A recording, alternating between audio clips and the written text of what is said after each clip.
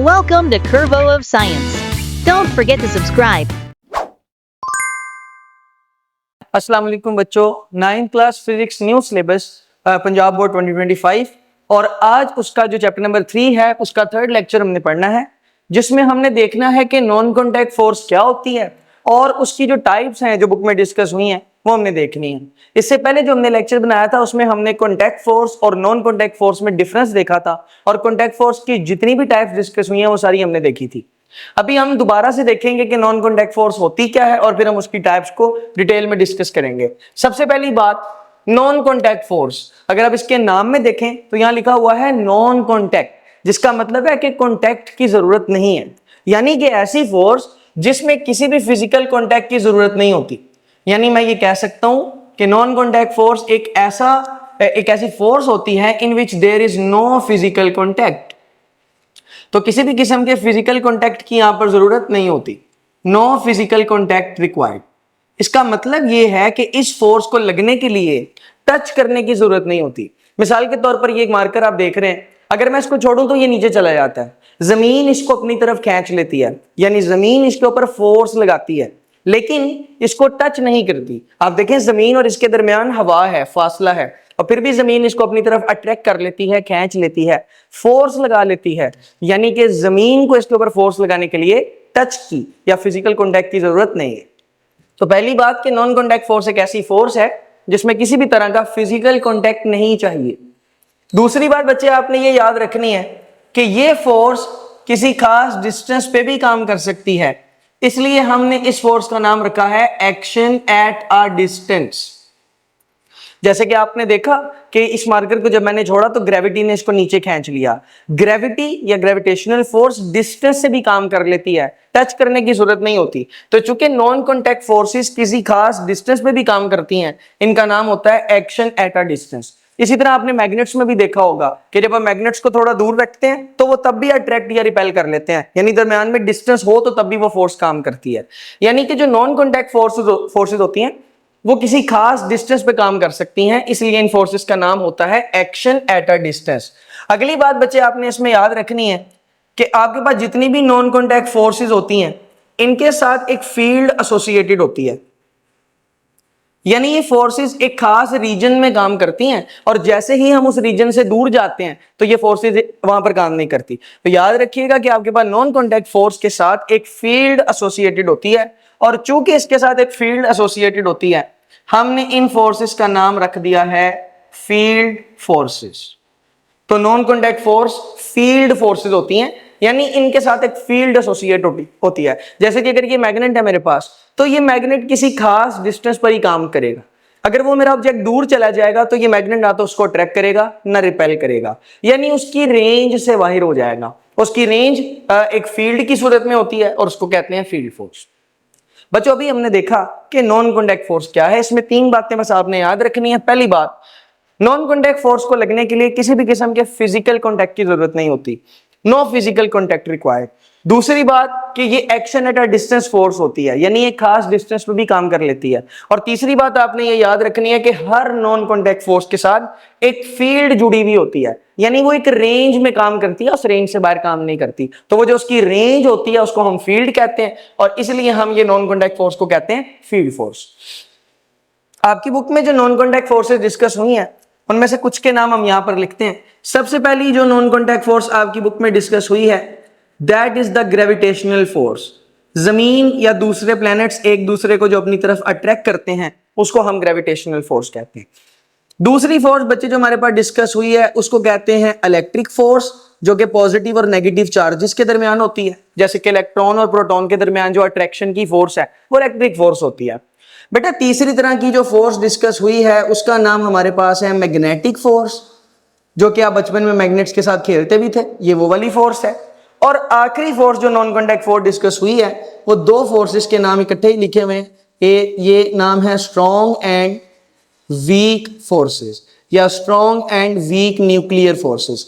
तो बच्चे याद रखिएगा ये 4 फोर्सेस आपकी किताब में नॉन कॉन्टैक्ट फोर्स के समय डिस्कस हुई हैं, gravitational force, electric force, magnetic force और strong and weak nuclear force. सबसे पहले हम डिस्कशन करते हैं ग्रेविटेशनल फोर्स के बारे में। बच्चों ग्रेविटेशनल फोर्स क्या होती है? ये आपके पास आपका प्यारा खूबसूरत सा प्लेनेट है अर्थ, और आपको पता है कि अगर आप यहां पर किसी हाइट से कोई बॉल छोड़ें तो वो कहां चली जाती है? वो नीचे चली जाती है। उसकी वजह ये है कि ये जो अर्थ है आपके पास, ये इस बॉल को अट्रैक्ट कर लेती है अपनी तरफ। This ball is attracted by the earth. तो चूंकि ये अर्थ इस बॉल को अपनी तरफ अट्रैक्ट कर रही है, बेसिकली मैं ये कहता हूं कि यहां पर ये फोर्स लगा रही है, यानी अर्थ यहां पर इस बॉल के ऊपर फोर्स लगा रही है, और इस फोर्स का नाम हमने रखा है ग्रेविटेशनल फोर्स। तो बेटे ऐसी फोर्स, पहली बात मुझे बताएं, इसमें अर्थ ने क्या किया? इसको अट्रैक्ट किया है। तो पहली बात ग्रेविटेशनल फोर्स में याद रख लीजिएगा, ग्रेविटेशनल फोर्स की नेचर है attractive. It is an attractive force. Attractive force का क्या मतलब है? अट्रैक्टिव फोर्स का मतलब है ग्रेविटी हमेशा अट्रैक्ट करती है, कभी रिपेल नहीं करती। कभी भी दो मैसेज या दो प्लेनेट एक दूसरे को रिपेल करते हुए आपको दिखाई नहीं देंगे। ग्रेविटी हमेशा अट्रैक्ट करती है, तो ये याद रखिएगा, इसकी नेचर है अट्रैक्टिव, इसलिए हम ग्रेविटेशनल फोर्स को कहते हैं अट्रैक्टिव फोर्स। बेटा दूसरी बात ये याद रखिएगा, पहली बात तो ये कि ये अट्रैक्टिव फोर्स है, तो किन को अट्रैक्ट करती है ये? तो याद रखिएगा gravitational force exist between masses, दो मैसेस के दरमियान एग्जिस्ट करती है। फॉर एग्जांपल अगर एक मैस यहां पड़ा हुआ है, एक मैस यहां पड़ा हुआ है, ये दोनों मैस न्यूटन के लॉ ऑफ ग्रेविटेशन के अकॉर्डिंग एक दूसरे को अट्रैक्ट करते हैं। न्यूटन का लॉ ऑफ ग्रेविटेशन आसान अल्फाज में बता देता हूं। न्यूटन का लॉ ऑफ ग्रेविटेशन, जिसने बेसिकली हमें ग्रेविटेशनल फोर्स का कॉन्सेप्ट दिया है, वो ये कहता है कि दुनिया में हर मैस दूसरे मैस को अपनी तरफ अट्रैक्ट करता है। मतलब मैं इस व्हाइट बोर्ड को अट्रैक्ट करता हूं और ये व्हाइट बोर्ड मुझे अट्रैक्ट करता है। इसी तरह जमीन इस मार्कर को अट्रैक्ट करती है और ये मार्कर जमीन को भी अट्रैक्ट करता है। काइंड ऑफ इंटरेस्टिंग है, लेकिन इससे बहुत सारे सवाल भी आते हैं कि अगर जमीन इस मार्कर को नीचे खींच लेती है तो ये व्हाइट बोर्ड मुझे क्यों नहीं खींचता, या मैं इस व्हाइट बोर्ड को क्यों नहीं खींचता? हालांकि मैं तो कह रहा हूं कि हर मैस दूसरे मैस को अट्रैक्ट करता है। उसकी वजह यह है कि ये ग्रेविटेशनल फोर्स इंतहाई वीक फोर्स है। अर्थ भी चीजों को सिर्फ 10 न्यूटन पर किलोग्राम की फोर्स से, यानी 1 किलोग्राम की बॉडी हो तो 10 न्यूटन की फोर्स से खींचती है। तो इतनी बड़ी अर्थ जब सिर्फ 10 न्यूटन की फोर्स लगाती है, तो इतना छोटा सा व्हाइट बोर्ड या मैं कितनी कम फोर्स लगाते होंगे। तो ग्रेविटेशनल फोर्स एक बहुत ही वीक फोर्स है, इसलिए हम नॉर्मल लाइफ में इसको फील नहीं कर पाते। लेकिन बात याद रखिएगा कि हर मैस दूसरे मैस को अट्रैक्ट करता है। तो ग्रेविटेशनल फोर्स एक अट्रैक्टिव फोर्स है और ये मैसेस के दरमियान एग्जिस्ट करती है। अगली बात बेटे जो आपने याद रखनी है वो ये कि ग्रेविटेशनल फोर्स एक लॉन्ग रेंज फोर्स है, यानी कि ग्रेविटेशनल फोर्स बहुत दूर दूर तक लगती है। जैसे कि सूरज की बात की जाए तो ये सन अर्थ को अट्रैक्ट करता है, और ये सन के अर्थ को अट्रैक्ट करने की वजह से हम क्या करते हैं कि ये अर्थ इस सूरज की अराउंड सर्कुलर पाथ में रोटेट करती है। उसकी वजह यह है कि सन इसके ऊपर लगाता है फोर्स ऑफ ग्रेविटी। Fg का मतलब है फोर्स ऑफ ग्रेविटी। तो सूरज इस जमीन को चूंकि अपनी तरफ खींचता है, तो ये जमीन इसके अराउंड फिर सर्कुलर मोशन करती है, यानी जमीन सूरज के अराउंड घूमती है। किसकी वजह से? ग्रेविटेशनल फोर्स की वजह से। अब जो मैंने बात की है लॉन्ग रेंज फोर्स, मैं इसको कैसे जस्टिफाई करूंगा? आपने अभी देखा कि सूरज जमीन को खींचता है, अट्रैक्ट करता है, और ये जमीन सूरज के अराउंड चक्कर लगाती है। क्या आपको पता है सूरज से जमीन तक का फासला कितना है? सूरज से जमीन तक का फासला है 16 करोड़ किलोमीटर। 16 करोड़ किलोमीटर दूर है जमीन सूरज से, फिर भी सूरज इस जमीन को खींचता है 16 करोड़ किलोमीटर दूर से। आपको पता है हमारे सोलर सिस्टम का आखिरी प्लेनेट, जिसको प्लेनेट नहीं एक्सो प्लेनेट कहते हैं, प्लूटो, वो कितने करोड़ किलोमीटर दूर है?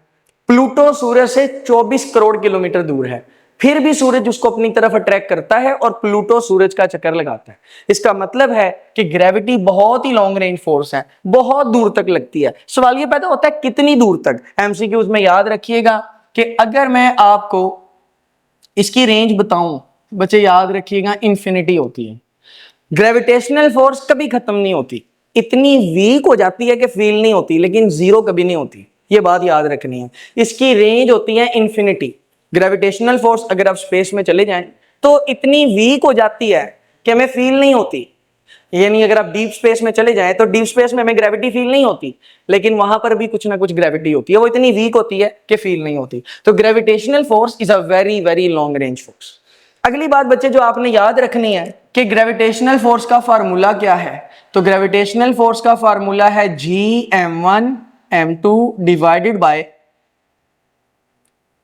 r का स्क्वायर। यहां पर m1 पहली बॉडी का मास है, m2 दूसरी बॉडी का मास है और r उनके दरमियान का फासला है। जैसे अगर हम इस एग्जांपल को देखें तो m1 अर्थ का मास हो गया, m2 सन का मास हो गया और ये वाला जिनके दरमियान फासला है वो r हो गया, लेकिन r का स्क्वायर आता है इस फार्मूले में। अब उसकी वजह क्या है वो एडवांस लेवल की फिजिक्स में देखेंगे, अभी आपके लेवल की बात नहीं। g आपके पास क्या है, ये सबसे इंपॉर्टेंट चीज है जो आपने याद रखनी है बेटे। g को हम कहते हैं universal constant of gravitation. g हमारे पास है यूनिवर्सल कांस्टेंट ऑफ ग्रेविटेशन। ये नाम आपने नहीं भूलना फिलहाल। g है यूनिवर्सल कांस्टेंट ऑफ ग्रेविटेशन। अब इसके नाम में भी बड़े राज छुपे हुए हैं। यूनिवर्सल कांस्टेंट का मतलब होता है एक ऐसी वैल्यू जो पूरे यूनिवर्स में सेम रहती है, चेंज नहीं होती। ये जो g की वैल्यू है ना, ये मैं अभी चले पहले आपको वैल्यू बताता हूं फिर हम आगे चलते हैं। g की वैल्यू यानी यूनिवर्सल कांस्टेंट ऑफ ग्रेविटेशन की वैल्यू ये होती है 6.673 मल्टीप्लाई बाय 10 की पावर -11 न्यूटन मीटर स्क्वायर पर किलोग्राम स्क्वायर। ये जो आपके पास बचे वैल्यू है, ये पूरे यूनिवर्स में आप किसी भी मकाम पर चले जाएं, ब्लैक होल में चले जाएं, सूरज पे चले जाएं, चांद पे चले जाएं, आप किसी भी जगह पर चले जाएं, आप किसी ब्लैक होल के अंदर सेंटर में भी चले जाएं, वहां पर भी जी की वैल्यू सेम रहती है, बदलती नहीं है। यहां पर याद रखिएगा मैं कैपिटल जी की बात कर रहा हूं। छोटे जी की value planet to planet change होती है। जैसे स्मॉल जी जो है वो ग्रेविटेशनल एक्सेलरेशन होता है और जमीन पर 10 होती है उसकी वैल्यू, चांद पर 1.62 होती है, मार्स पर 3.73 होती है और मरकरी पर 3.7 होती है। इसका मतलब है जो स्मॉल जी है, जिसको हम नॉर्मली ग्रेविटेशनल एक्सेलरेशन भी कहते हैं, वो तो बदलता रहता है, वो आपके प्लेनेट के मास के ऊपर डिपेंड करता है। लेकिन जो कैपिटल जी है ये यूनिवर्सल कांस्टेंट, आप कहीं पर भी चले जाएं ये चेंज नहीं होता, ये कांस्टेंट रहता है। लो बच्चों, हमने यहां पर जो डिस्कशन की सारी डिटेल में हमने ग्रेविटेशनल फोर्स को समझा, सीखा। आई होप सो कि आपको सारी बातें क्लियर हो गई होंगी। अब हम अगली फोर्स की तरफ चलते हैं जो कि इलेक्ट्रिक फोर्स है। और गौर करने आप बातें याद रखिएगा, हम फोर्सेस कौन सी पढ़ रहे हैं? नॉन कॉन्टैक्ट, यानी वो फोर्सेस जिनको टच की जरूरत नहीं होती। जैसे आप देखें पूरी ग्रेविटेशनल फोर्स में कहीं पर भी टच की जरूरत नहीं थी। अब हम बात करते हैं इलेक्ट्रिक फोर्स के ऊपर। बच्चे याद रखिएगा, इलेक्ट्रिक फोर्स एक ऐसी फोर्स है which exist between electric charges, एक ऐसी फोर्स जो चार्जेस के दरमियान एग्जिस्ट करती है। आप सब केमिस्ट्री के स्टूडेंट्स भी होंगे तो आपने केमिस्ट्री में बहुत सारी बातें देखी होंगी। उसमें से एक बात यह है कि आपने कहा था इलेक्ट्रॉन पे नेगेटिव चार्ज होता है और जो न्यूक्लियस होता है उसमें चूंकि प्रोटॉन होते हैं उस पर पॉजिटिव चार्ज होता है, जिस वजह से इलेक्ट्रॉन और न्यूक्लियस के दरमियान एक अट्रैक्टिव फोर्स होती है, जिसको तब शायद आपने अफेक्टिव न्यूक्लियर फोर्स में भी कहा हो।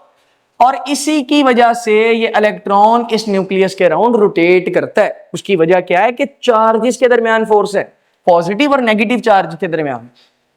तो बच्चे याद रखिएगा इलेक्ट्रिक फोर्स क्या है, ये एक ऐसी फोर्स है जो चार्जेस के दरमियान एग्जिस्ट करती है। बच्चे एक और बात याद रख लीजिएगा, चार्जेस सिर्फ दो तरह के होते हैं, तीसरी तरह का चार्ज नहीं होता।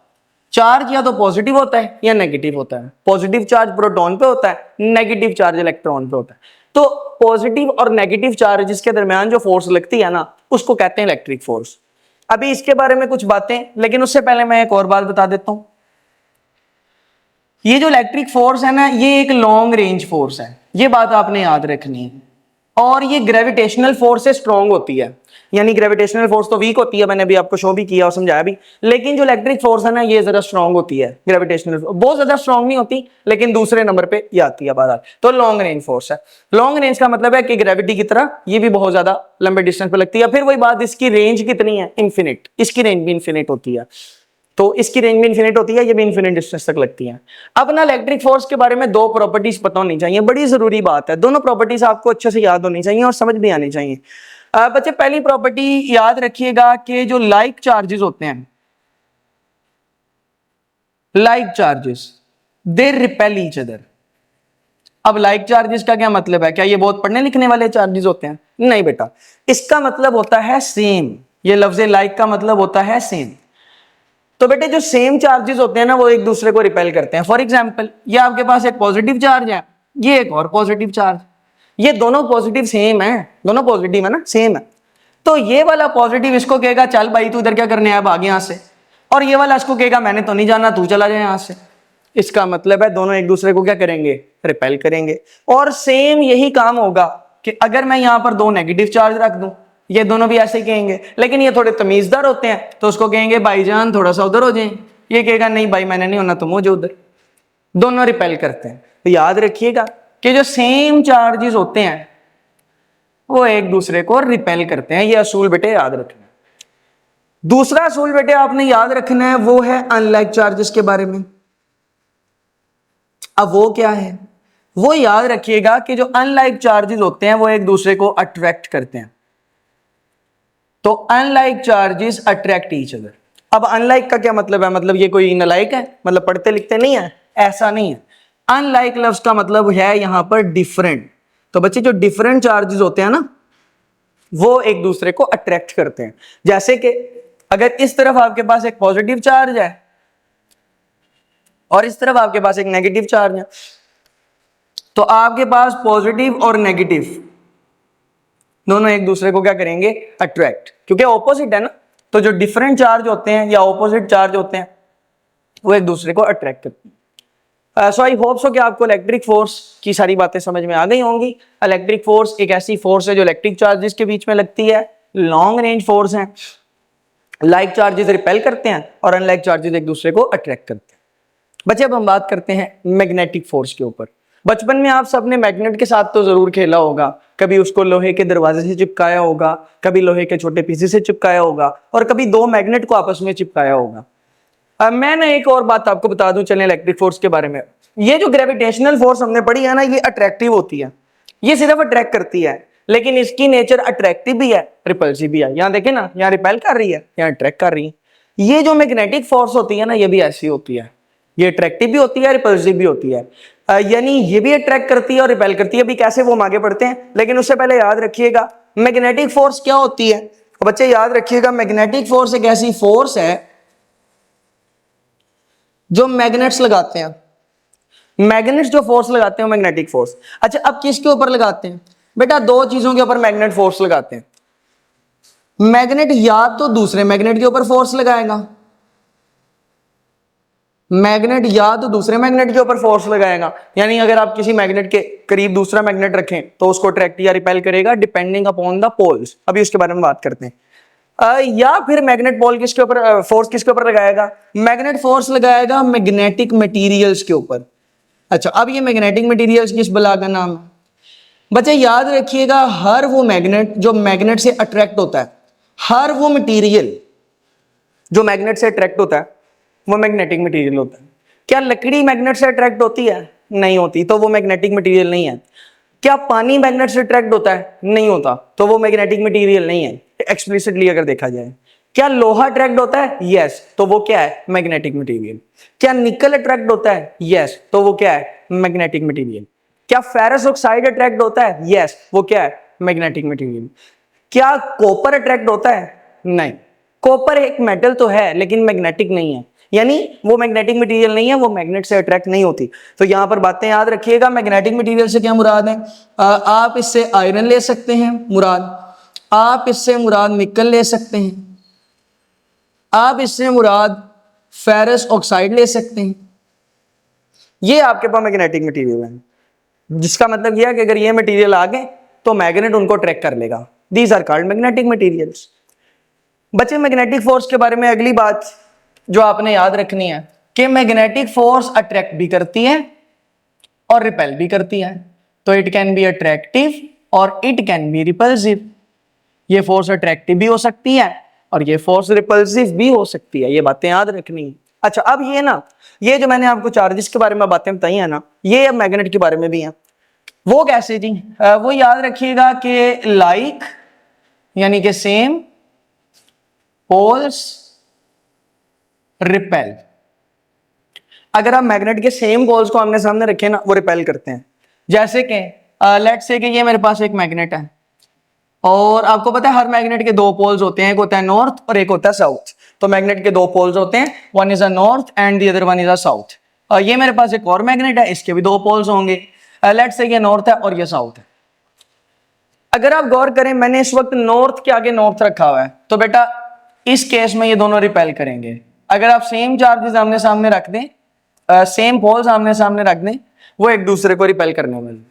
अगली बात याद रखिएगा कि जो आपके पास ऑपोजिट पोल्स होते हैं, बिल्कुल जैसे चार्जेस का सिनेरियो ना, वैसे भी यहां पर भी वही है कि जो ऑपोजिट पोल्स होते हैं वो अट्रैक्ट करते हैं।